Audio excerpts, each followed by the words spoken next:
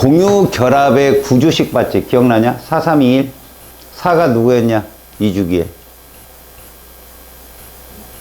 4는 누구였어? 산소. 그렇지.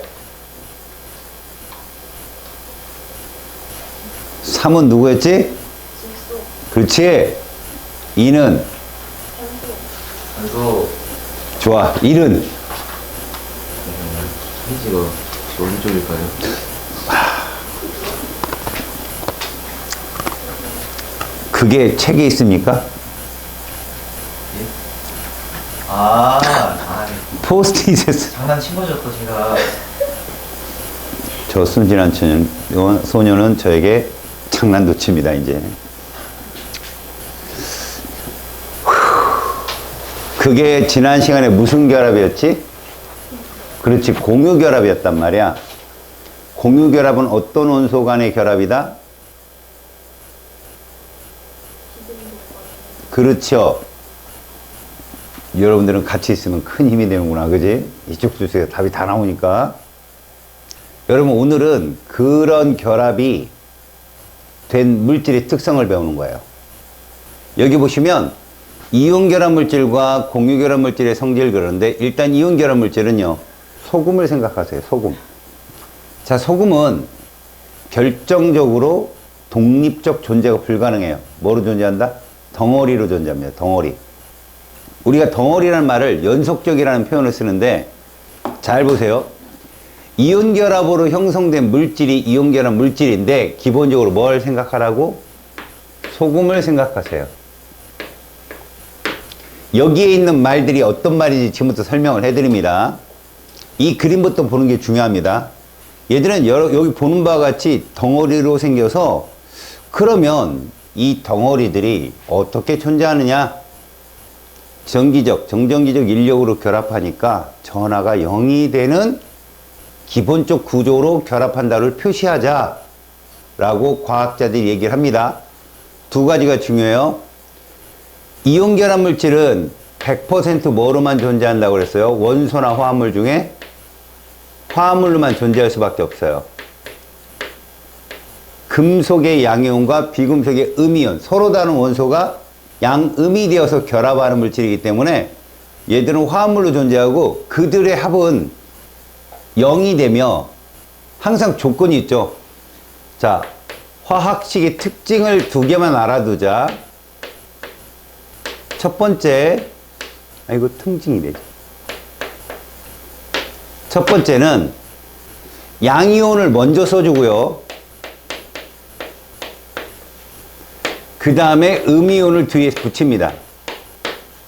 예를 들어 우리가 A, B 있다 그러면 A가 무조건 금속 양이온이야. 알았니? 이 룰을 어기면 이상한 구조가 돼. 알았지? 이런 결론이라면 니들이 눈치로 이제 봐야 되는데, 이런 거 한번 볼까? 누가 양이온이야? 알파벳으로만 얘기해봐. 됐어. 얘 이름이? 칼륨 말고? 칼슘이요. 오호, 멋진데? 포타슘이라고 했죠. 기억나요? 포타슘? 네. 그럼 NA는?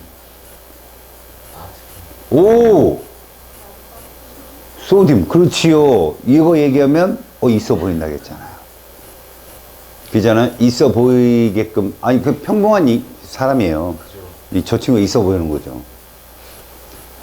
자. 좀 문제가 있을까요? 꺼도 돼요. 심지어는 꺼도 돼요.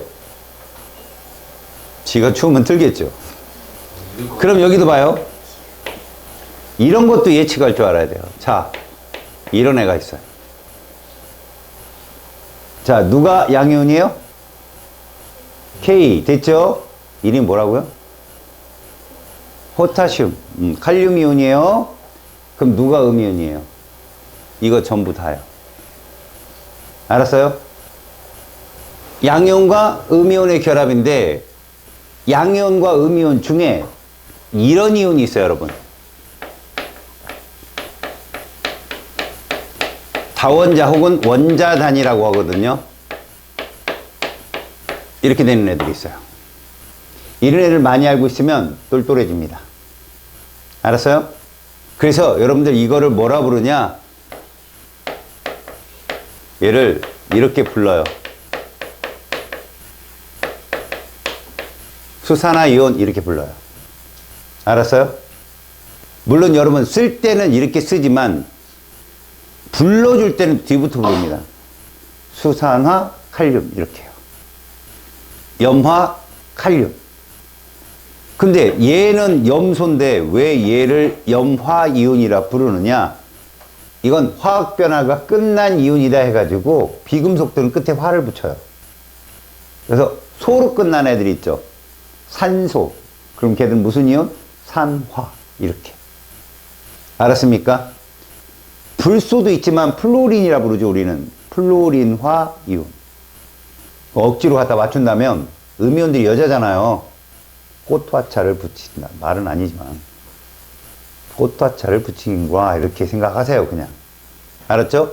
황도 이온이 되면 황화 이온이라고 그래요. 걔는 소로 끝나지도 않았지만. 자, 그러면 다원자 이온을 책임졌다. 여러분 이것도 한번 보세요. 이게 양이온 맞죠? 대문자, 그 다음 대문자 이거 모두가 음이온이에요.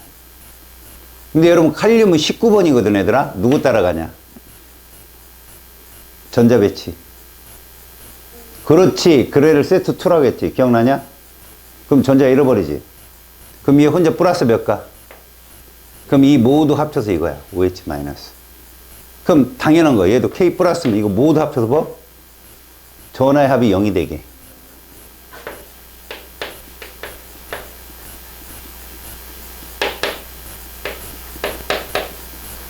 간단한 조성비로 표현합니다. 그래서 얘들은 몇 대 몇이다? 1대 1인 거죠. 이해 갔어요? 그러면 얘랑 만나면 어떨까요? 누가 많아야 돼요? 칼륨 몇 개? 얘 하나인데 얘는 한 개잖아. 얘 몇 개 있어야 얘랑 0 될 것 같아. 그래서 어떻게 쓰느냐? 화합물은 이렇게 써요. 아래첨자로. 알았어요? K2O 이렇게. 이해 갔어요? 그럼 칼륨은 원자가 1인 리튬, 칼륨, 나트륨 이런 애들 원자가 1이잖아요? 그럼 2인에는 플러스 2가죠. 두 개 버리면 되니까. 3인에는 몇 족이죠? 원자가 전에서 3인애가? 그렇죠. 13족. 어이, 똘똘합니다. 이제 조금 사람다워 가네. 13족 애들이 플러스 3가입니다. 양전하는 여러분들 고등교육 과정에서는 이렇게밖에 안 배워요. 물론 플러스 4가 있긴 있어요. 교소 같은 애들이. 걔들은 균시이잖아요. 금속도 비금속도 아닌 중금속. 알았어요? 금속은 이렇게 양전하가 3개. 그 다음 너희들에게 통용되는 음전하는 이 2개밖에 없어요. 이거밖에 안 나와요. 마이너스 3가가 있지만 뭐 인산이온 같은 경우는 마이너스 3가거든요. 요렇게만 조합을 한다고 생각하면 잘 보세요. 얘가 될 확률은 누구누구랑 결합한 걸까요? 얘와 얘거나 얘와 얘예요. 맞아요? 그럼 이제 요것만 요 틀 안에서만 생각해가지고 여러분들 생각을 해봅시다. 만약에 잘 보세요. 이렇게 있다면 이 중에 누가 양이온이에요? A. 얘 전하는 B보다 몇 배 커요? 이거 이해 갔죠? A 플러스 몇 갈까요? 그렇죠. 여기까지 안다면. 선생님 사가일 수도 있잖아요. 이런 말을 할 수 있어요. 근데 사가는 안 나온다고 했잖아요. 그럼 얘는 2가요. 자동적으로 B는 마이너스 몇 가짜리야 그럼? 1가인 거예요. 이렇게. 그럼 요렇게 한번 봅시다. A, B는 전하량이 몇 대 몇일까요? 요걸 그대로 옮기면 됩니다. 이렇게. 몇 대 몇이야? 3대 2인 거죠. 그럼 A는 플러스 3가. 6은 아닌 거죠. 그러니까. 이게 센스예요. 센스. 알았어? 선생님이 너희들한테 할 일은 바운드리를 정해주는 거죠. 요 구역 안에 있으니까 저건 플러스 3가로 해석하고 B는 마이너스 2가로 해석해라. 여기까지 됐니? 자, 이온 결합 물질들을 지금 내가 이렇게 해석했는데, 이러다 보면 이온이 중구난방으로 많아, 얘들아. 응? 중구난방으로 많으니까 이온을 몇 개 외우자. 자, 1가짜리야. 1가라는 건 플러스 1이든 마이너스 1이든 1가짜리. 선생님이 이거 예전에 써줬지? 기억나냐? 무슨 이온이야?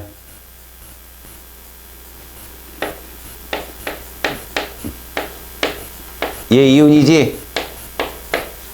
금속을 볼 때는 소디움 하지만 이온은 나트륨 이온이라고 그래. 얘 무슨 이온이야? 예전에 안 써줬나? 몰라? 처음 봐? 그치. 그 다음 누구냐? 칼칼거려, 애들이. 다원자 이온이지. 이름이 이거야. 그렇지. 얘 이온이 이름이 뭘까? 암이니까. 그지? 암모늄. 얘들이 어떤 특징이 있다 그랬어? 아는 사람? 나칼지람. 구경꾼 이온이라 했잖아.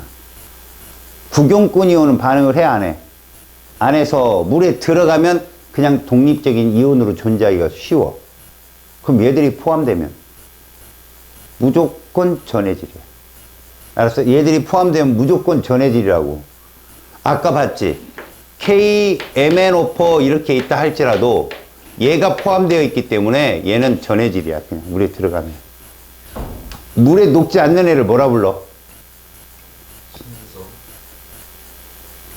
거기서 말 들었네. 앙금이라고 하지, 앙금. 침전물. 그래서 내가 이가 외우라고 했잖아. 기억나는 게 누구야? 얘 무슨 이온이야? 바륨. 오, 바륨 이온. 얘는 무슨 이온이야? 그렇지. 칼슘. 칼륨 바로 옆에 있는 애. 얘가 무슨 이온인지 알아, 니들? 황화는 S고 얘는 황산 이온이라고 그래. 얘는 그래, 탄산 이온이라고 그래. 이들이 합쳐진 화학식 1대1이지. 이가니까. 이거 한번 써볼까? BaSO4, BaCO3, CaSO4, CaCO3. 이게 다 앙금이야. 어떻게 외우라고 했어? 바, 얘는 카, 사, 탕, 이렇게 외워. 박하사탕이 무슨 색깔이야? 이거 흰색 앙금이야. 요거. 알았지? 이게 몇 가라고? 2가. 그럼 얘는 알자 이온인 거야. 침전 반응에서. 얘들은 뭐고? 구경꾼이고. 그래서 실제로 이거를 중학교 때 어떤 교육과정으로 니들한테 트레이닝을 시키냐면 침전 반응을 통해서 침전물을 찾아내는 거. 그렇게 트레이닝을 시켜. 어떤 얘기냐면 가장 보편적인 애들이 얘들이야. NaCl 수용액과 질산은 수용액을 반응시켜서 AgCl을 만들어내고 NaNO3를 만들어냈대. 그럼 너희들이 만약에 뭐를 외웠다면, 나칼지람을 외웠다면, 앙금을 외운 게 아니라, 앙금은 되게 많거든? 그거 외우는데 시간 많이 걸려. 나칼지람을 외웠다면 칼질을 하란 말이야. 칼질을. 이렇게. 누가 남았냐? 얘가 남았지? 얘가 앙금이야. 알았어? 결국 이런 거야. 결론적으로 예를 들어 이런 문제를 봤을 때도 수산화발염 수용액하고, 알겠어요? 그 다음에 여기에 Na2SO4 황산나트륨 수용액이 있는데 얘가 NaOH가 되고 두 개의 BaSO4가 되었다라고 쳤을 때 니들 얘만 보이죠, 니들은. 칼질할 애가. 얘가 양이오니까 그들의 짝 얘도 칼질을 해주는 거야. 얘가 물에 잘 녹으니까 걔의 짝도 잘 녹는 격이 된 거지. 그럼 얘 앙금은 누구란 거야?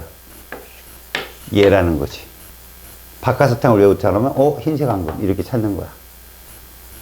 근데 여기서 이걸로 여러분들이 이온의 결합 이런 것들을 배웠지만 이 여기에 써있는 다 이온 결합 물질들이 얘를 따른다는 거지. 알았어? 니네 질산이 마이너스 몇 가짜리야? 여기 있잖아. 낙할질하며 세 번째로 마이너스 1가짜리야. 그치? 걔랑 1대1 결합하는 은은 플러스 1가라는 거지. 몰라도 추론하는 거야. 알았어? 너희들 영문 독해에 제일 중요한 게 뭔지 아냐? 흐름을 이용해서 단어를 유추하는 거야. 너희들이 고등급을 받으려면 전체의 흐름을 알아서 이 단어를 모르겠는데 뜻이 이럴 것 같아 라는 거지. 단어를 다 외우는 게 아니라 지금 우리가 배우는 게 그거야. 센스. 겨울방학 때는 센스를 키우려고 노력해. 알았지? 원리를 알아서. 그런 거라고 보면 돼. 그럼 니네 아까도 선생님 봤지만 여기서 누구 알아? 니네가 얘 알잖아. 얘 플러스 몇 가야? 그 위에 전체 마이너스 몇 갈까? 그렇게 유추하는 거야. 화만간 이지산 이온이 누군지도 몰라. 근데 걔는 마이너스 1가인 거야. 요거 한번 봐. 이렇게 했어. 이렇게. 뒤에 있는 얘가 누군지도 모르겠어. 근데 이거 다 뭐야? 음이온이지? 마이너스 몇 가?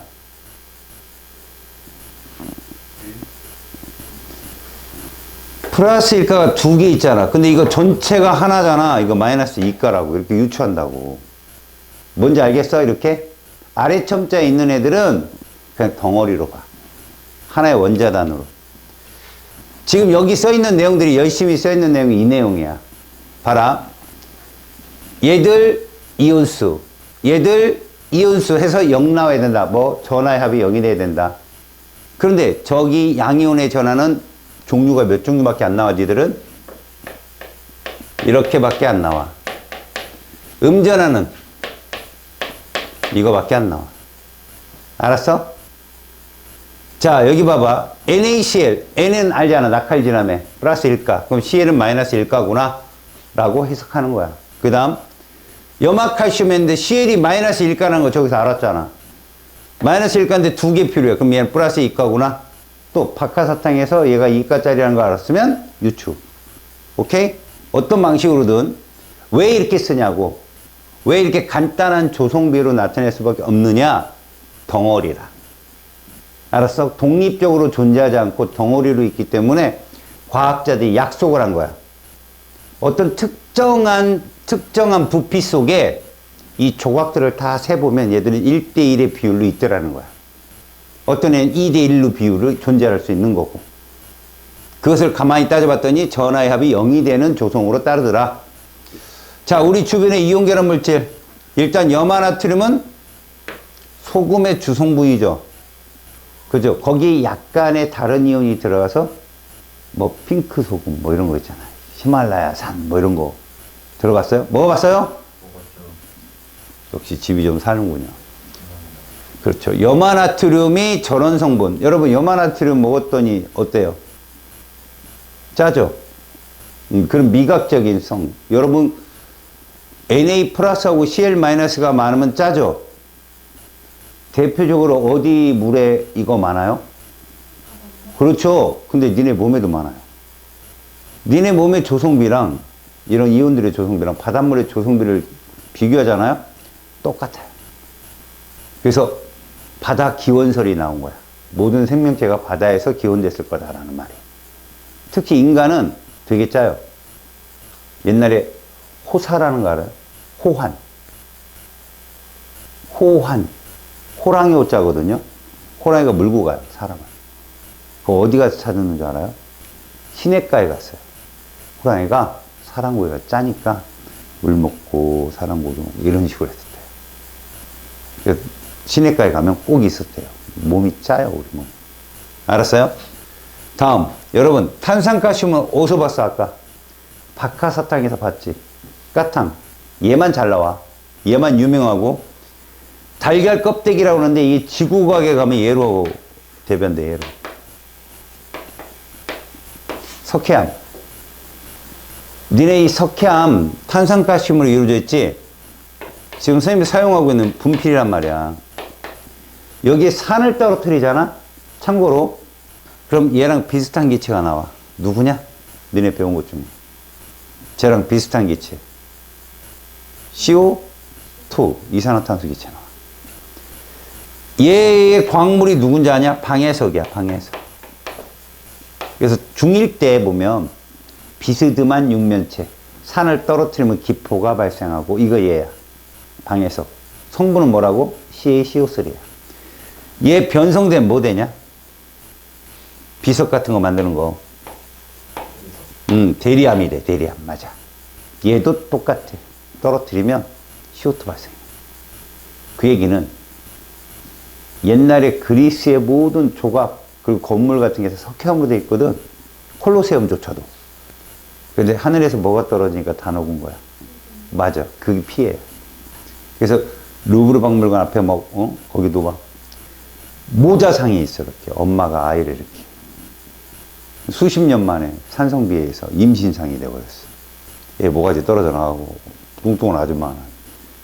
분명히 모자를 이렇게 아이를 안고 있어야 되는데, 뿔룩난 배 아줌마로 된. 녹아서 그런 거야, 녹아서. 얘는 시멘트도 녹여. 시멘트도. 그래서 고가다리 있어. 지금은 청계천이, 니네 청계천 고가다리인 거 모르지? 그 위에 이렇게 위로 복층에 도로가 있었던 거 모르지? 그걸 다 없애고 거기를 천으로 만든 거야. 그게 왜 없앴느냐? 복층에 도로를 만들었더니 시멘트가 고드름처럼 이렇게 쭉쭉. 왜? 비 맞아서. 그게. 알았어? 달걀 껍데기도 역시 마찬가지고, 얘들은 뭐 염기성에서 한번 나올 거니까. 자, 염화칼슘. 여러분, 염화칼슘 요즘에 많이 써요. 여러분들 어디 언덕 같은 데 올라가면 뭐 조각 같은 거 요즘 많지 않았어요? 소금인가 싶은 거. 걔가 염화칼슘이에요. 그걸 깔면 눈이 녹아요. 얘가 물에 들어가면 거 닿잖아요. 눈하고 접촉하면 발열 반응이 일으켜요. 그리고 얘가 용액으로 녹아 있으면 어느 점이 어떻게 될까요? 떨어지죠. 안 얼어요, 잘. 대신 차가 지나가면 차 밑에 뭐 휠 같은 데 묻겠죠. 녹슬어요. 굉장히 빠르게. 여러분들 바닷물 가서 막 뒷간 찍다가 빠뜨리면 어떻게 해요? 그냥 와야 돼요. 뒷간 끝난 겁니다, 걔는. 들어가면. 부식이 엄청 빨라져요. 알았어요? 물에, 시냇물에 들어가면 그건 말리면 되거든요. 바닷물에 들어가면 끝이에요, 그냥. 방수가 안 된다면. 알았어요? 그래서 염화칼슘도 제설제. 자, 여러분들은 누구만 주의깊게 봐라? 요 놈을. 내가 밑줄 친 애들의 공통점이 뭡니까? 얘들의 공통점. 양이온이라는 거죠. 알았어요? 금속 양이온이라는 겁니다. 알았습니까? 그리고 여기 있는 이온 결합 물질인데 또 공통점. 화합물이라는 거죠. 알았어요? 자, 수산화 마그네슘은 여러분들이 아직까지는 그럴 나이가 아니죠. 속에서 좀 이렇게 쓰리고 더부룩하고 이런 적이 있었어요? 가슴이 답답하고? 없죠? 지금 없어서 못 먹죠? 돌멩이도 씹을 나이죠, 여러분들은. 근데 고2나 고3 정도 가면 남학생들 예민한 친구들 와요. 역류성 식도염이라는 게 있어요. 뇌가 막 뜨겁고 막 그럴 때. 이 스트레스성 식도염이거든요. 이게 더 심하면 위궤양이 돼요. 더 심하면 위통이 오고요. 더 심하면 위암이 됩니다. 그게 여러분들 그래서 위가 막 쓰리고 그러면 이게 식도염이 생기면 제산제라는 걸 먹어요. 제산제가 수산화 마그네슘이에요. 이거 수산화 이온이잖아요. 아까 잠깐 봤죠. 근데 여러분들이 만약에 그 약이 없다 그러면 주방에 가서 베이킹 파우더라는 게 있어요. 얘요. 얘도 제산제 역할을 해요. 차이점 뭐냐? 얘가 있다는 거죠. 잠깐 봐요. 얘가 있어서 아까 산하고 만나면 무슨 기체 나온다고 그랬어요? 얘도 마찬가지예요. 그러니까 마치 얘를 먹으면 속은 편안해지는데 트림이 나와요. 꼭 뭐 마셨을 때처럼 콜라.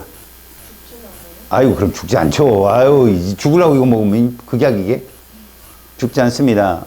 대신 트림이, 꼭 트림이 나온다는 거죠. 속은 따뜻하게 가라앉아요. 그래서 할머니들이 이거 먹어요. 그분들은 그냥 위부터 배웠던 거야. 베이킹파우더 퍼서. 꺽꺽거리고 가시죠. 얘는 그렇지 않고요. 제선제. 아셨어요? 자, 우리 지금 무슨 결합물질 배웠다고요? 이온 결합물질 배웠고 걔들을 보는 요령 배웠어요. 알았습니까? 걔들은 몇 대 몇이냐를 딱 보면 얘가 몇 가다 예상할 수 있는데 이런 애들은 예상하기 좀 어렵죠. 1대1인지 1대2인지. 근데 얘가 이렇게 되어 있다라는 거죠. A 플러스 몇 가일까요? 2가 봐요. A가 플러스 2가면 B가 마이너스 몇 가가 돼요? 2가. 그럼 여기 마이너스 4죠? 얘가 플러스 4라는 얘기예요. 4 배웠어요? 플러스 4? 안 배웠어요. 그러면 플러스 얘는 마이너스 1로 해석해야 돼요. 얘가 마이너스 1 두 개가 있어요. C가 플러스 2죠. 그래서 얘가 마이너스 1이면 얘는 플러스 1이라고 유추해 가는 거예요. 이게 처음에는 어렵죠? 여러분들이 이 방법만 알면 이제 이온 결합물질 쉽게 이해할 수 있어요. 굉장히 빠르게. 알겠습니까? 오케이? 여기까지의 얘기가 그 얘기입니다. 그러니까 통합과학이라 해가지고 여러분들한테 막 어려운 걸 내는 게 아니라 얘가 과연 이 화합물을 읽을 수 있나? 그 구별할 수 있나? 특징을 알 수 있나? 이런 걸 물어봅니다. 아셨어요? 자, 두 번째. 이제 소금의 성질이라고 생각하면 돼요. 소금. 과연 이온 결합 물질들은 어떤 특징이 있느냐 봤는데 이 그림만 잘 보세요. 수용액에 들어가면 뭐 잘 된다? 이온화 잘 된다 그랬죠? 아까 잘 되는 내 사총사가 누구였어? 나. 그렇죠. 그 네 개였다고. 그럼 걔들이 들어가면 이렇게 잘 된다고요. 이런 애들을 중딩 때는 뭐라 배운다? 전해질이라고 배웠다고 여러분들이. 알았어? 근데 이렇게 잘 안 된 애들도 분명히 있다. 일부. 누구? 박하사탕 같은 애들. 그걸 앙금이라고 불렀다. 그러니까 이온결합이라고 대부분 물에 녹아 저렇게 이온화되는 건 아니다라는 거죠.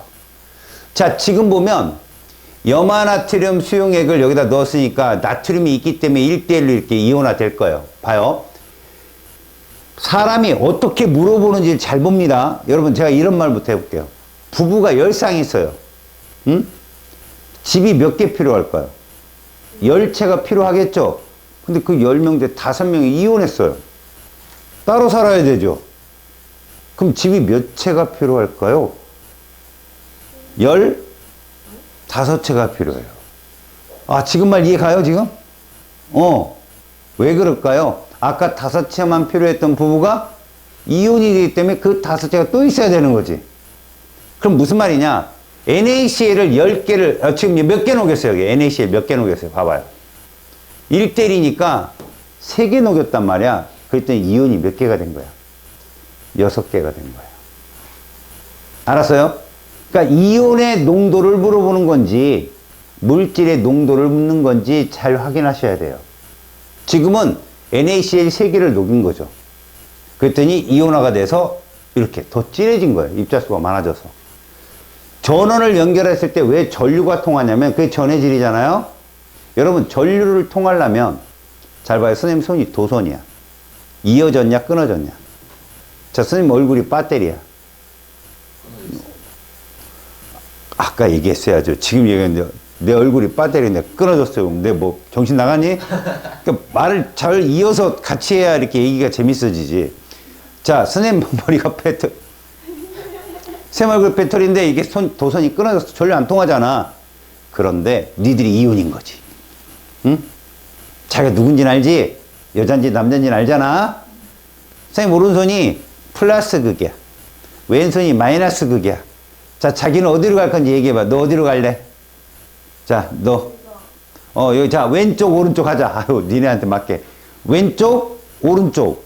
여기가 플러스.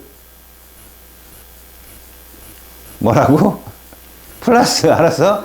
여기는 마이너스야. 자, 넌 어디로 갈 거야? 마이너스? 그렇죠. 이렇게 되는 거죠. 근데 이게 간다가 의의가 아니라 마이너스로 가서 봐봐요. 플러스는 전자가 부족한 애들이고 마이너스는 전자가 많은 애들이에요. 왜? 물질은 전기적으로 중성인데 전자의 이동 때문에 플러스 마이너스가 결정이 돼요. 화학은 전자의 학문이기 때문에. 그렇죠. 여기는 전자가 부족하고 여기는 전자가 남아요. 그럼 플러스 이온은 여기 와서 여기 전자를 소비해요. 전자를 받는다고. 그럼 물질로 가요. 지가. 그럼 여기 전자가 빠져나갔죠. 동시에 이쪽에서 음이온들이 와서 전자를 밀어넣어줘 여기다가. 그러면 잘 봐요. 이제 조심해야 될 거. 여기 밀어준 전자가 슝 달려서 여기 뿅 오고 오는 게 아니라 얘들아, 전자는 여기 꽉 차 있어요. 여기. 도선에 자유전자로 꽉 차 있는데 밀어주는 거죠. 그럼 여기서 밀리는 거야. 이게 자연스럽게 푸시하고, 그러니까 인풋 아웃풋이 바로 동시에 일어나는 거지. 얼마나 세게 미느냐가 전압이야 얘들아. 알았어? 그 전기적 위치 에너지 그 차이가 전압인데 동시에 일어나는 거야. 그러니까 여기 양극에서 음이온들이 전자를 주고 물질로 돌아온다면 이쪽 음극에서도 얘가 전자를 받아서 물질로 돌아오는 거지. 알았어? 그게 일어나는 게 전해질이라고. 알았어요? 근데 앙금으로 되면 플러스 마이너스로 아무도 안 가요. 이온이 아니니까. 지들끼리 이온은 이온인데 붙어 있잖아. 그러니까 이렇게 오는 애들은 뭐야? 이온한 애들이에요. 붙어 있는 애들, 결혼해가지고 서로 다복다복 사랑하는 애들은 안 오죠. 그런 걸 우리는 앙금이라고 해요. 앙. 알았어요? 걔들은 서로 붙어 있다. 앙. 알겠어요? 앙금들은 이런 현상을 안 일으키죠. 여기 잘 보세요. 왜 이온 결합 물질이 물에 잘 섞일까요? 왜 균일 혼합물, 용액이 잘 될까요? 라는 얘기예요. 여기 보시면 물에 섞이면, 여러분 물이 이렇게 생긴 건 알아요? 어디서 본 적 있습니까? 이렇게 생긴 거 어디서 봤죠? 얘가 물이에요. 귀엽죠 얘가? 이 물은 말입니다. 얘가 누구예요? 얘가 산소잖아요? 부분적으로 음전하를 떴어요. 부분적으로. 근데 얘는 또 양전하를 떴어요. 정말 신기한 애예요. 이런 현상 너희들이 중학교 때까지 배운 건 이거밖에 없을 거예요. 대전체가 있는데 이 대전체가 도체 근처로 가는 거죠. 자, 얘를 왜 이렇게 됐죠? 마이너스로 대전된 에보나이트 막대라 합시다. 그 근처로 가까이 가면 얘가 정전기 유도 현상이 일어나는 거 알죠? 마이너스가 여기가 무슨 거로 유도될 거야? 여기도 그렇죠. 전자가 이리로 밀리니까. 그럼 이 도체는 처음에는 전기적으로 중성이다가 전자가 이 끝으로 이동하는 바람에 플러스 마이너스를 동시에 띄는 거야. 이런 거 본 적 있을 거예요. 근데 얘를 치워버리면 어떻게 돼요? 원상태로 돌아와요. 안 돌아와요. 그냥 물질 자체에 플러스와 마이너스가 그냥 있는 거죠. 그리고 잘 봐요. 얘 무슨 결합했을까요? 산소, 수소니까 무슨 결합했을까요? 공유 결합했단 말이에요. 여자 결합. 이런 애들이 독립적으로 존재하면 뭐라 불렀죠? 분자. 분자 중에 이렇게 쌍극을 띠면 극성분자라고 그래요. 물 분자는 이렇게 극성이라 봐요. 만약에 나트륨 이온이 가잖아요. 그럼 나트륨 이온 주변에 누가 달라붙는다? 얘가 달라붙어요. 얘가 누구예요? 산소 쪽이 달라붙는다고, 음전할 때서. 근데 Cl-가 있다? 그럼 누가 달라붙어요, 이렇게? 수소 쪽이 달라붙는 거지, 이런 식으로. 이런 걸 어려운 말로 수화라고 그래요, 수화. 수화. 이 수화라는 말 하나를 안다면, 어려운 구술이나 이런 것들, 너희들 대학 갈 때는 그렇게 있을 수도 있습니다. 계속 지금 이제 수능이 이제 쉬워지고 있는 형태니까. 알겠어? 옛날에 연대에서 어떤 시험이 있었냐면, 이렇게 U자관을 줘요. 이렇게 U자관. 그리고 여러분들이 아직 뭐 안 배웠겠지만, 어디서 배웠어? 그냥 식물이 물을 흡수할 때, 모세관 현상과 삼투 현상으로 흡수한다 이런 거 들어본 적 있어요? 물이 증발작용 이런 거 안 배웠어요? 그렇죠. 물이 증발을 하게 되면 위에 농도가 진해지잖아요. 뿌리보다 뿌리 끝, 저 줄기 끝 부분이 농도가 진해지거든요. 이파리가 증발을 막 하게 되면 그런 거잖아. 찌개를 막 끓이면 찌개가 어떻게 돼요? 막 짜지죠. 물이, 야, 돼지고기 찌개를 끓이는데 돼지고기가 날아가진 않을 거 아니냐, 그치? 물이 날아가서 얘가 짜고 매워지겠죠. 식물도 똑같아요. 이파리가 있고 선생님 다리가 뿌리라면 여기서 증산작용을 하는 거예요. 물을 빼내요. 그럼 여기 농도가 진해지죠. 그럼 자동적으로 뿌리 밑에서 물이 끌어올려와요. 왜? 물이 이동해서 농도를 평형을 맞추려고요. 물이 이동하는 거 이런 걸 삼투라고 하는데 여기다 물 넣고 여기다 소금을 놨다 이거죠. 소금물을. 그리고 여기 삼투막이에요. 그럼 물만 이동해요. 물만. 알았습니까? 그럼 이건 염화나트륨 수용액이잖아. 여기에 얘들이 녹아있을 거 아니야. 물은 H2O잖아. 물만 이동한다고 이거 배운다고 고등학교 가면. 그러면 나트륨 이온이 크냐 물이 크냐.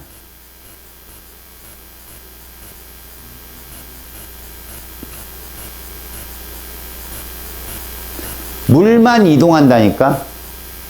나트륨 이온이 Cl-하고 물하고 누가 입자가 크냐고 물어봤어요. 심사관이.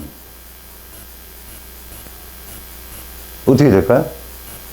봐, 물만 이동한다고. 그러니까 애들이 뭐라고 그래? 잘 봐요. 물이 더 작다고 대답해서 다 떨어졌어요.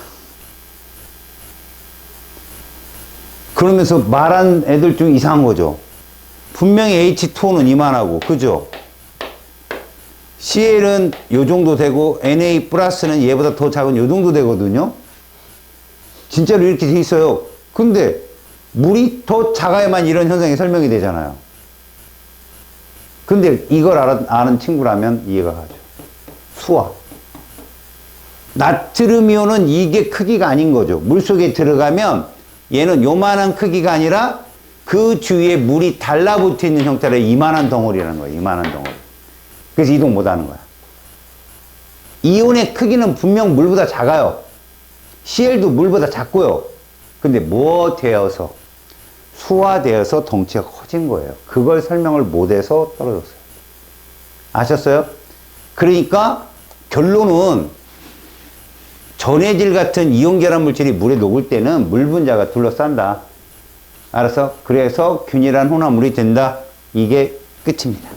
알겠습니까? 자, 이제 공유결합 물질인데 이거 정말 공유결합 물질은 별로 어려울 건 없거든요. 니네 주변에 있는 것들이 다 공유결합. 니네 이거 손으로 툭 스쳐보면 이게 다 공유결합 물질이야. 아이고, 못 떨어뜨렸어요. 빨리 얘기해 보세요. 자, 샤프에는 어떤 결합 물질이 있을까요? 일단 플라스틱 공유결합 물질이에요.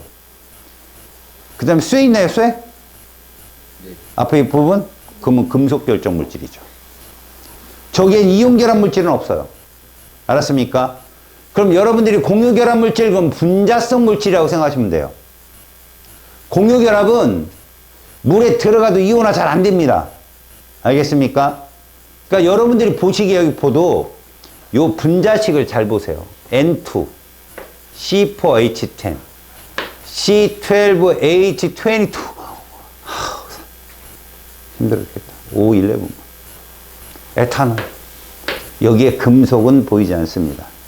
일단 눈치로 딱 볼 땐 공유 결합 물질에는 금속이 있으면 안 돼요.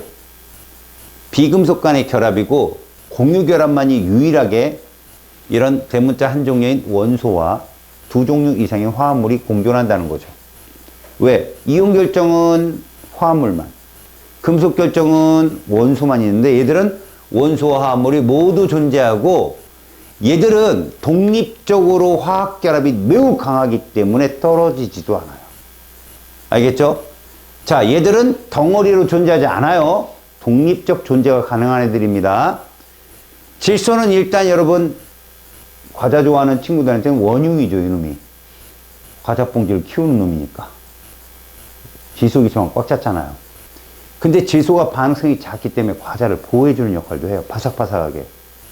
얼마나 반응성이 크면 공기 중에 78%가 질소겠어요. 반응성이 크니까 분해가 안 되고 계속 유지되는 거죠, 걔들이. 설탕은 여러분도 알고 있죠? 음식의 조미료. 설탕. 뷰테인. 부탄가스예요, 부탄가스. 여러분들이 말하는. LPG에도 들어있고, 휴대용 버너 연료. 에탄올 아직은 여러분들이 마실 때는 아니죠. 그죠? 조금 지나면. 알았어요? 알고 있네요. 그럼요. 우리 구정에 마시세요. 마실 때 했죠. 성년인데. 아빠 앞에 무릎 딱 꿇고. 알았습니까? 그런데 여기다 물을 타잖아요. 에탄올에 물을 타야 술이 돼요. 그래서 여러분, 소주가 몇 도예요? 알잖아요. 소주가 몇 도예요? 맥주가 몇 도일 것 같아요? 4도 정도 됩니다. 그럼 소주는 17도. 그럼 양주는 40도. 이 도가 뭐냐? 퍼센테이지예요. 그러니까 용액이, 수용액이, 에탄올 수용액이 100g 있다면 한 4g 정도가 에탄올인 게 맥주 정도고 18g 정도가 에탄올인 게 소주 정도 된다고 보시면 돼요. 알았습니까? 그리고 그냥 알코올은요, 연료로도 쓰고요. 왜? 알코올 램프 불 붙이면 붙잖아요. 남미에서는 연료로도 써요, 그거를.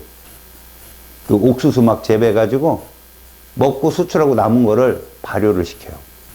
곡물을 발효하면 알코올 되는 거 알죠? 뭐 포도 발효시켜서 와인 만들잖아요. 쌀 누룩 넣어갖고 발효시켜서 막걸리 만들고 그거 증발하면 청주가 되는 거죠. 사케. 금방 알아듣는데요? 사케는 또 뭐 하나 보네? 아니에요?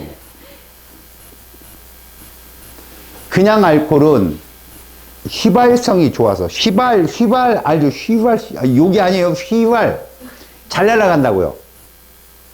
그래서 이런 애들은 소독용 알코올로 많이 써요. 소독용. 알겠습니까? 여러분들이 코로나 때 많이 해봤죠? 자, 그러면 이 아이들은 물속에 들어가면 절대 끊어지지 않기 때문에 비전해질입니다. 물에 들어가서 이온 안 된다고요. 알겠죠? 그래서 끝에 뭐 그 다음에 포도당도 있죠, 여러분. 포도당. 올. 이런 애들이 비전해질이야. 포도당, 설탕, 엿당, 과당, 오탄당, 뭐, 에탄올, 메탄올, 푸탄올, 프로파놀, 뭐. 물에 들어가면 이온은 안 된다. 알겠어? 그리고 얘들은 덩어리라는 표현을 안 써요. 뭐라고 한다? 설탕 분자. 하나하나. 개별 밑자. 알겠습니까? 공유결합 물질은 정말 주변에 많아. 그러면 이걸로 기준을 잡아놔. 직전에 열심히 공부하고 전기 전도성으로 구분을 해봐. 이런 거 정리해봐. 전기 전도성을 보면 이렇게 보자.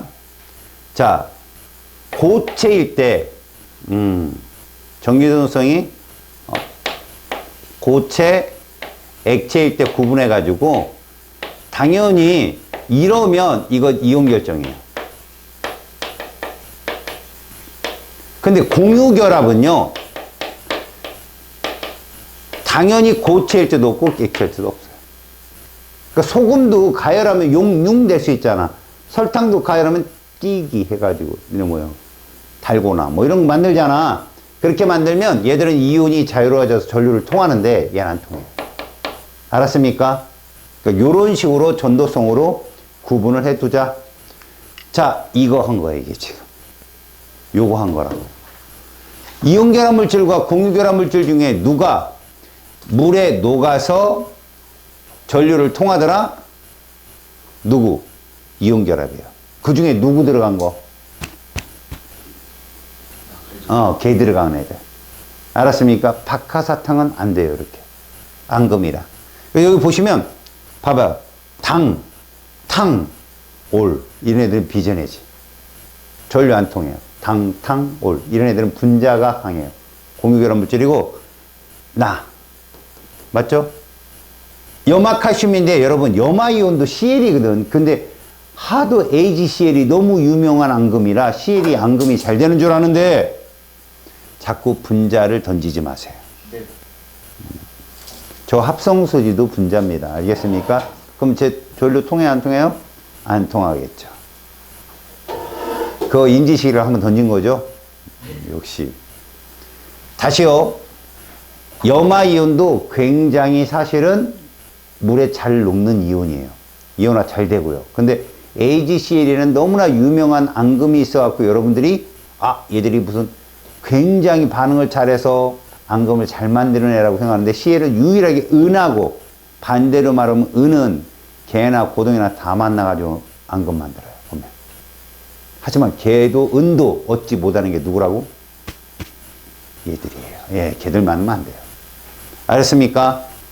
그래서 지금 이 그림이 전해질은 물에 녹아서 이온화가 되는데 공유결합 물질은 섞이긴 하지만 이온화는 될 수 없다.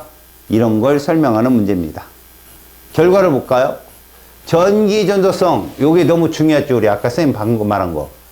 염화나트륨, 염화칼슘 이것들이 일반적인 뭡니까? 자, 불러줄 때는 음이온도 불러줍니다. 뒤에 있는 게 양이온이거든요. 고칠 때는 없는데 수용액 상태 있어? 이건 액체 상태도 있어요. 보면 여기 수용액에서 있고 공유결합 물질은 그냥 다 없다고 보시면 돼요. 왜? 이렇게 움직인다는 건 전하를 띈다는 건 전자가 움직인다는 거잖아요. 그죠? 전자가 움직이는데 얘들은 그 전자가 뭐예요? 잡혀 있거든요. 공유로. 서로 잡혀 있다고요. 옥텟 규칙 때문에. 그리고 결론. 이온결합 물질 고체 상태일 때는 전기 전도성이 없는데 수용액은 있습니다. 됐습니까? 공유결합은 아예 없습니다. 그래서 우리는 이런 애들을 뭐예요? 수용액에서 전류 통한 애들을 전해질. 이런 애들을 비전해질이라 부르는 겁니다. 정리 됐어요? 수용액 상태의 전기 전도성을 비교하면 우리는 뭐 할 수 있다? 공유결합 물질을 구분할 수 있다. 이온결합과. 알았지? 다시 물속에서 전류를 통하는 애들이 이온결합이야? 공유결합이야? 이온결합입니다. 아셨습니까? 이쪽 단원이 직권의 변화와 영향 쪽이에요.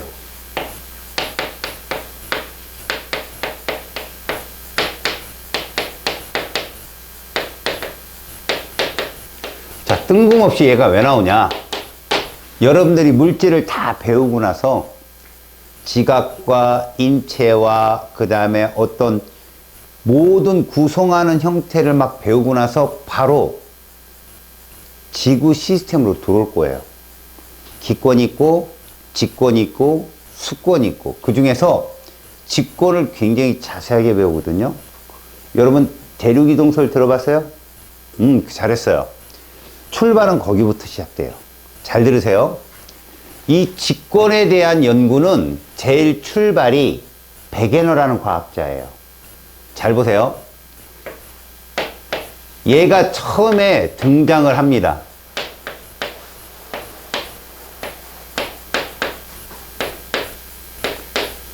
이 사람은 세계 지도를 보다가 혹시 지구의 커다란 육지가 원래는 하나가 아니었을까라는 상상을 하게 돼요. 실제로 여러분들 이 대륙 이동설에 의하면 이 사람 말이 맞아요. 그럴듯하고. 이 사람이 증거도 굉장히 많이 수집을 해요. 동아프리카 쪽 식인종 마을에서 사람 가죽으로 12권의 책을 딱 필집을 한 다음에 돌아옵니다. 그래서 발표를 하죠. 그래서 무너진 게 뭐냐? 근데 왜 지각이 움직여? 나도 몰라. 이렇게 된 거죠. 뭐 달의 초력? 뭐 이랬다가 작살난 거죠. 이걸 증명하려고 수많은 사람들이 이 사람 이론이 맞다라는 건 아는 거죠. 근데 이 육지가 움직이는 원동력이 뭔가를 계속 찾아요. 그러다가 얘를 주장을 해요. 자, 멘틀이 어딘지 알아요? 자, 여러분 봅시다. 지각을 수직으로 파고 들어가면 맨 위에 지각이 있을 거예요. 지각. 평균 한 40km 된다고 생각하세요. 그 다음에 얘를 이렇게 잘라보면 이 정도에 누가 있냐면 이 부분이 멘틀이에요. 멘틀. 얘가 멘틀. 알았어요? 그 다음 여기가 핵인데 여기가 외핵. 여기가 내핵입니다. 자, 이건 몰라도 되는 거니까 이걸 과학자들이 다 찾아내요. 이 경계면을. 그걸로 뭐를 찾냐? 지진파를 이용해서 얘를 찾아요. P파하고 S파가 있거든요. S파. 그 S파 말고. P파는 프리머리의 이니셜이에요. 먼저 도착하는 파다. 속도가 빠르다. 약 8km/s 정도 돼요. 얘는 느리다. 세컨드리. 두 번째다 해가지고 얘가 4km/s인데 얘는 고체 액체를 다 통과하는데 얘가 액체를 통과를 못하는 성질을 가지고 이 판의 구조를 사람이 직접 들어가 보지도 않고 판단을 하거든. 요거 발견한 사람. 이게 이제 모호면이라고 그래요. 모호면. 당연히 모로비치치라는 사람이 발견했어요. 여기가 구텐베르크면이라고 그래요. 여러분 구텐베르크라는 사람 들어봤어요? 못 들어봤죠? 직지신경이 뭔지 알아요, 여러분들? 못 들어봤죠? 뭐 무식하구나. 그 직지신경이 금속 활자로 찍은 최초의 책이에요. 근데 서양에서 금속 활자를 최초로 발견했다고 발표를 한 거죠. 그 사람이 구텐베르크예요. 그 사람보다 100년이 앞서 있어요. 직지신경이. 그게 프랑스 박물관에 있었던 거죠. 그 한국인 그 사성가 어떤 사람이 그 프랑스 국적을 땄겠죠. 그 사람이 찾아가지고 우리나라로 보내줘서 이게 세상에 알려진 거예요. 알겠어요? 그러니까 금속활자 발견하는 사람이 이걸 또 왜요? 다 거의 서로 만나요. 알았어요? 여기를 발견한 사람은 여자예요. 레만이라는 과학자인데 레만면이라고 그래요. 이것들이 나오기 이전에 과학자들은 이렇게 지구 내부가 이런 식으로 구성되어 있다. 얘가 약 2,900km고 얘가 5,100km예요. 얘가 6,400 정도 되거든요. 지구 중심부까지가 지구 반지름이 물론 적도 반지름이 더 크지만 극반지름보다는 멘틀의 대류의 썰을 주장합니다. 썰이라는 게 뭐냐면 증명이 안 된 거예요. 홈즈라는 과학자가 멘틀이 대류를 할 것이다. 얘가 뭐를 한다? 대류를 할 거다. 이렇게 대류를 할 거다. 그래서 이 대류의 힘으로 판이 움직일 거다. 지각이 움직일 거다라고 얘기합니다. 그럼 증거는? 그건 뭐 이렇게 된 거죠. 또 썰이 된 거요. 근데 이거를 증명한 사람, 수많은 물리학자들이 막 전자기 현상을 막 연구하고 막 그럴 좀 풍성한 시대였어요. 이것저것에서 해저 확장설을 주장하는 사람이 나와요.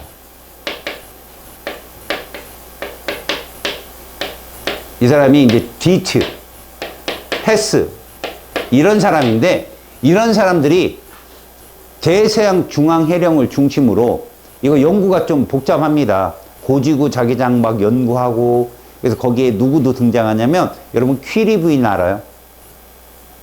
퀴리 부인 뭐 발견한 사람이에요? 무식하구나. 방사선 발견한 사람이죠. 기억나요?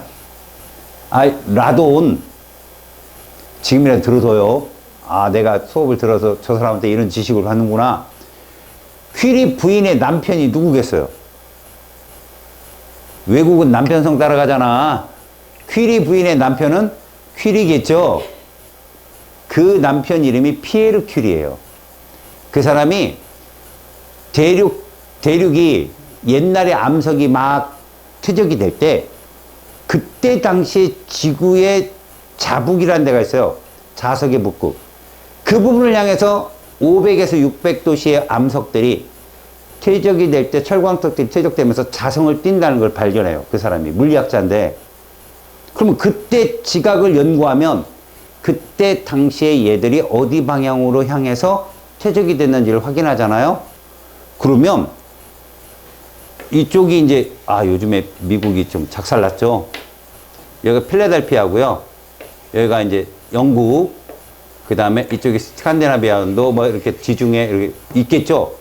여기에 있는 게 무슨 향이에요? 바다? 대서양이죠. 너무 심하게. 그러게요. 너무 심하게 웃잖아요. 웃음이 너무 막 진심이잖아요.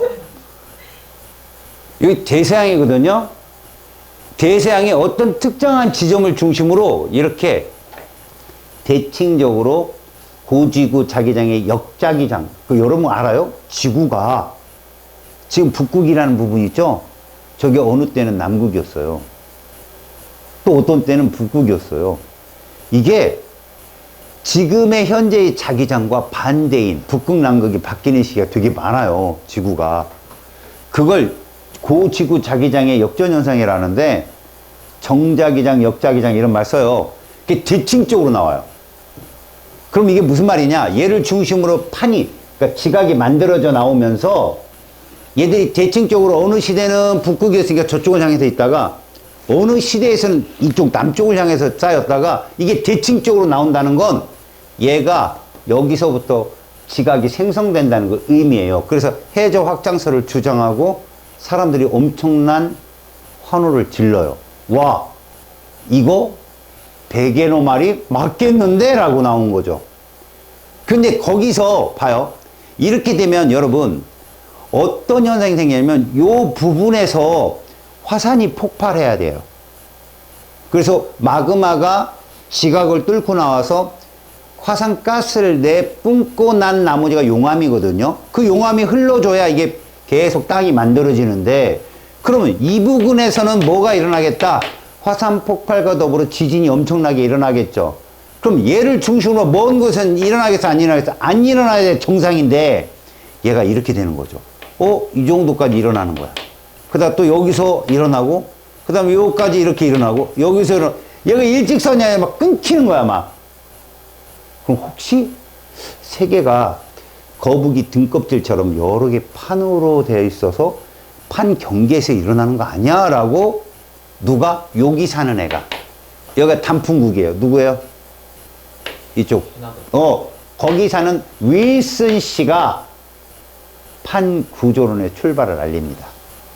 여러분들은 그 판 구조론을 지금 배우는 것이고요. 알겠어요? 그래서 얘들의 가장 마지막 종착역은 뭐다? 판 구조론이에요. 아이작슨도 있고 되게 많은 사람들이 도움을 주는데 가장 대표적인 과학자는 윌슨이라는 사람이에요. 이 사람이 바로 판 구조론을 주장하죠. 물론 인물을 외울 필요는 없어요, 여러분. 우리는 앞에 거 다 생략하고 여기부터 할 거니까. 알았니? 저런 식으로 판 구조론이 출발을 했고, 그 판 구조론의 특징을 배우기 위해서 여러분들한테 요런 말이 나오거든요. 세계 지도를 좀 봐라. 응? 세계 지도. 그러니까 태평양과 대서양은 구분할 줄 좀 알고, 인도양 정도 좀 알고. 이런 거죠. 여러분들이 세계 지도를 좀 볼 줄을 알아야 되는데, 알았습니까? 일단, 여러분, 거기 지도에 보면, 지각 변동과 변동대라는 게 있을 거예요.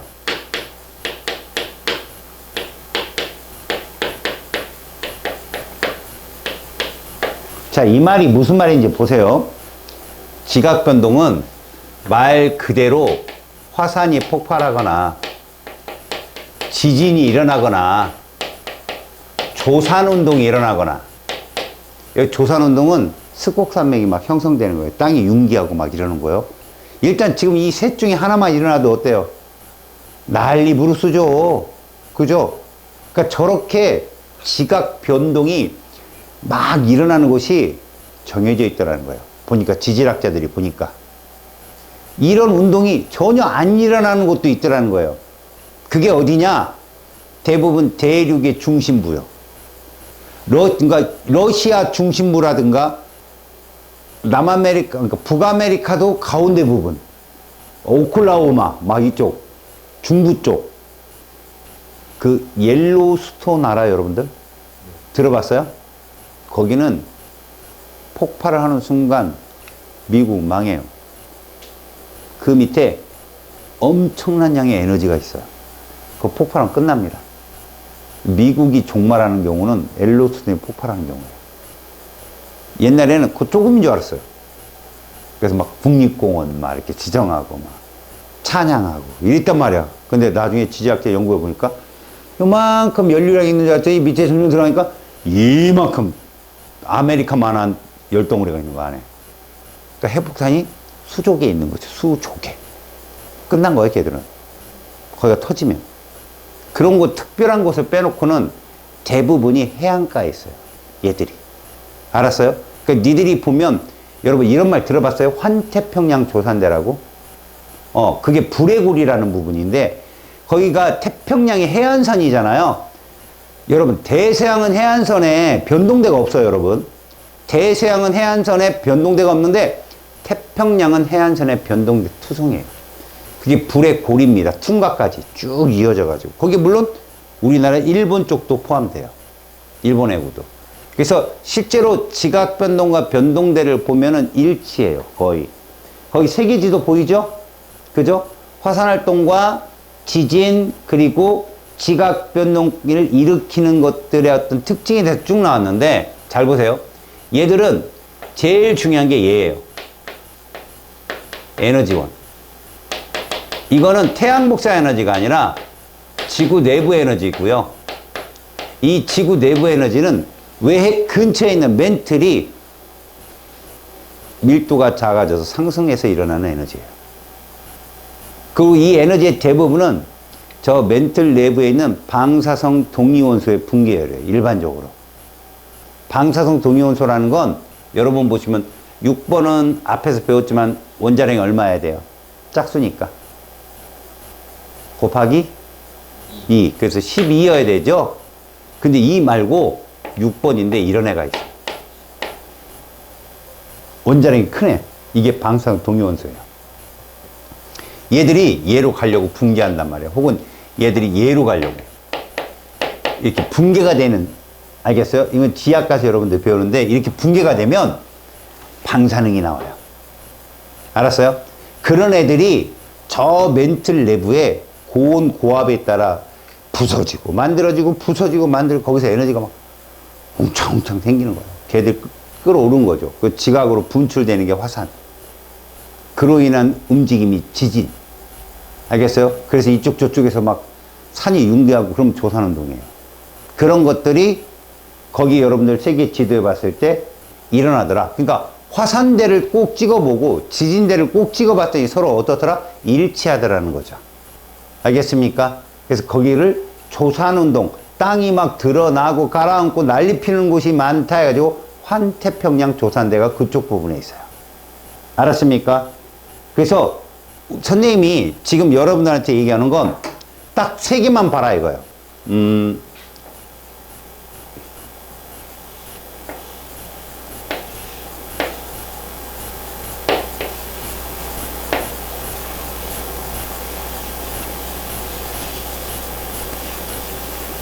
이게 대충 세계지도예요.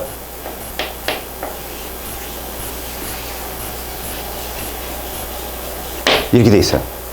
여기가 요쯤에 이제 딱 적도 지역이라고 보시면 돼요. 이쪽 지역이. 이 오스트레일리아예요. 이 뉴질랜드. 이 남부 있겠죠? 여러분들이 봐야 될 건 여기에요. 제일 중요한 게. 이게 북태평양, 남태평양이잖아요. 그죠? 지금 선생님이 빗금친 게 뭐냐면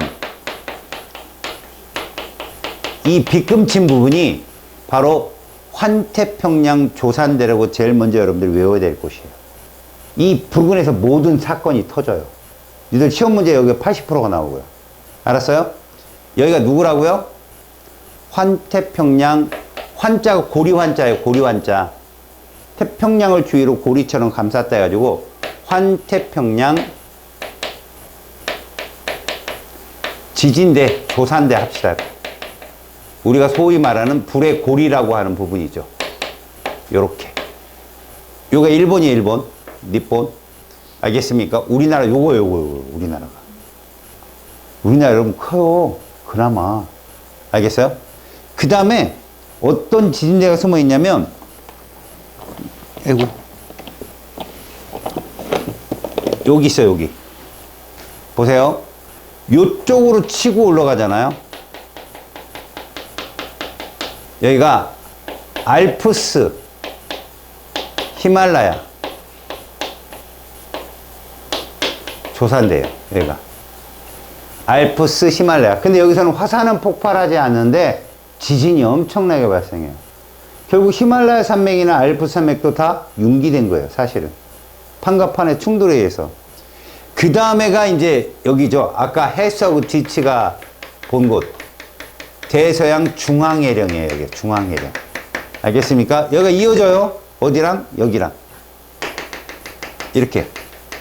자, 이렇게 치고 올라갑니다. 보세요. 이렇게. 여기까지 나가, 여기까지. 그리고 이렇게. 그 다음에 여기서 또 이렇게. 되게 길죠, 지금. 내가 그린 게. 이게 해령지진대라는 데요. 지금 말한 이 세 개가 시험에 다 나와요. 그렇다고 막 사방팔방 다 외우라는 게 아니라 여러분, 이런 겁니다. 판구조론이라는 것이 크고 작은 여러 개의 판으로 지구를 설명하는 거예요, 지각에. 그럼 판과 판 사이의 경계라는 게 있겠죠? 그 경계에서 땅이 만들어져 나오는 곳도 있고, 소멸되는 곳도 있고, 스쳐 지나가는 곳이 있다를 배우는 게 이쪽 단원이에요. 실제로 노란색과 파란색, 그 다음에 빨간색의 극히 일부만 시험에 나오니까 꼭 외우셔야 돼요. 제가 여기다 진짜 중요한 부분을 체크할 테니까 여러분들 눈여겨보세요. 어디가 시험에 나오느냐? 자, 요 정도 된다고 보시면 돼요. 일단 우리나라가 있는 곳 나오죠. 여기가 일본 해구라는 거예요. 여기가 일본 해구. 일본 쪽. 그 다음에 이쪽에 필리핀 쪽이 있는데요. 여기가 전 세계에서 제일 깊은 마리아나 해구예요. 여기가. 여기는 대박 나와요. 둘은. 그 다음에 여기 누구 나오겠어요? 에베레스트 산이요. 알프스, 히말라야. 알았죠? 그리고 이쪽이 나오는데 여기 좀 독특한 지형 때문에 나오거든요. 여기가 페루 칠레 해구예요. 페루 칠레 해구. 여기 칠레 있잖아요. 가장 긴 나라. 그죠? 그 다음에 여기가 유일하게 육지 위로 나와 있는 발산형 경계인데 제가 동아프리카 열국대라는 곳으로 잘 나옵니다. 그리고 여기는 당연히 해스와 디치의 추억이 깃든 곳. 대서양 중앙해령이요. 그 다음에 여기가 요즘 난리 났죠? 산불로 LA, 샌프란시스코 쭉 연결된 캘리포니아주인데 저기가 산 안드레아스 단층이에요. 영화도 나왔죠? 지금 내가 말한 곳이 현재 출제가 된 곳이에요, 다. 그리고 여기 이상은 더 이상 안 나올 거예요. 뭐, 알류산 해구도 있고, 이쪽에 인도네시아 쪽에 자바 해구도 있거든요. 가끔 모의고사 설명까지 해주면서 나오니까 별로 어려울 건 없으니까, 여러분들은 지금 선생님 말한 이 부분을 확실하게 알아 찍어보자. 얘들아, 여기가 어디야? 남아메리카야. 알았냐? 여기가 브라질 있고 아르헨티나 있다고. 이해 가냐? 그래서 여기가 뭐가 있다고? 페루? 칠레 해구야. 페루가 요 위쪽에 있고 칠레가 이렇게 길게 있는 거예요. 길게. 알았지? 얘들아, 여기가 어디지? 미국이야. 무슨 단층? 얘기해봐. 산 안드레아스 단층이야. 지금 보라고, 눈여겨보라고. 여기가 어디가 있는데요? 우리나라에 있는 곳이지. 무슨 해구? 일본 해구. 그렇지. 요 바로 밑에는 가장 깊은 곳. 마리아나 해구. 요 어떤 산? 그리고 에베레스트. 그지? 그 다음에 여기. 동아프리카 열곡대. 지금 내가 말한 거. 알았니? 여기가 어떤 바다지? 대서양, 중앙해령. 이런 특별한 지역으로 시험에 출제가 되게 많이 돼. 알았지? 그래서 세계 지도를 볼 줄 알아야 돼. 얘들아, 여기가 어디라고? 여기가 어디야? 세렝게티. 아프리카 여기가. 여기는 어디고? 여기는 그냥 북아메리카. 여기는 어디야, 여기? 마이 조국, 그지? 우리나라. 여기가 어디라고? 필리핀 잔뜩 있는 거. 요 호주. 요 끝자락에 퉁가 있는 거야, 퉁가. 니네 갈라파고스 군도 알아? 갈라파고스 군도 다윈이 핀칫에 불이 조사하고 그러는데, 여기야. 버뮤다 삼각지, 여기. 타히티라는 휴양지 알아? 타히티 섬? 모르는구나. 여기가 타히티야. 요쪽이. 하와이 어디 있는지 알아? 하와이? 여기 있어, 하와이. 북태평양. 괌 어디 있는지 괌? 괌 가봤어, 괌? 가봐. 괌 요쪽에 있어, 여기. 요 위에가 괌 말고 어디 사이판이지? 그 위쪽이 국이고. 그러니까 세계 지도에서 어디에 뭐 있는지. 여러분 이거 어딘 줄 알아요, 이거? 뾰쪽 나온 곳? 인도야, 이거, 인도. 그리고 여기 아프리카 요 사이에 이렇게 벌어진 요 바다 보이지? 요게 홍해야. 모세가 갈랐다는데. 그 옆에 있는 이 넓적한 거 오뎅, 저기 바닥자리 같이 생긴 얘가 사우디아라비아고. 이집트, 에스파냐, 알았냐? 프랑스. 요쪽에 쭉 있잖아, 애들이. 여기 이렇게 장화같이 툭 튀어나온 이게 이탈리아. 여기 지중해. 이런 거를 좀 알고 있어야 문제를 풀 때 조금 편해져. 알았어? 그래서 아마 이쪽 부분을 선생님이 다음 시간에 이제 판부터 시작해서 쭉 설명을 할 거야. 물론 20분은 시험을 보겠지만. 응? 알겠지?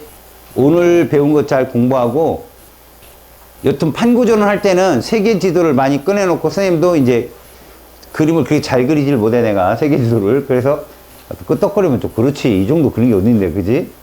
아무 때나 막 다 맞아, 그지? 여기는 선생님이 특별히 PPT로 해갖고 갖고 와서 보여줄게. 알았죠? 고생했어. 거기 물질의, 거기 숙제요. 거기, 물질의, 거기 화학결합과 물질의 성질이요? 당연하죠. 여러분, 숙제를 하다 보면 왜 숙제를 해야 되는지 알 거예요. 거기 문제랑 비슷하게 나와요. 알겠습니까? 그래서 저기, 보세요. 페이지 65초까지는 숙제를 하십시오. 알겠습니까? 거기랑 거의 똑같이 비슷하게 문제가 많이 나옵니다. 알겠습니까?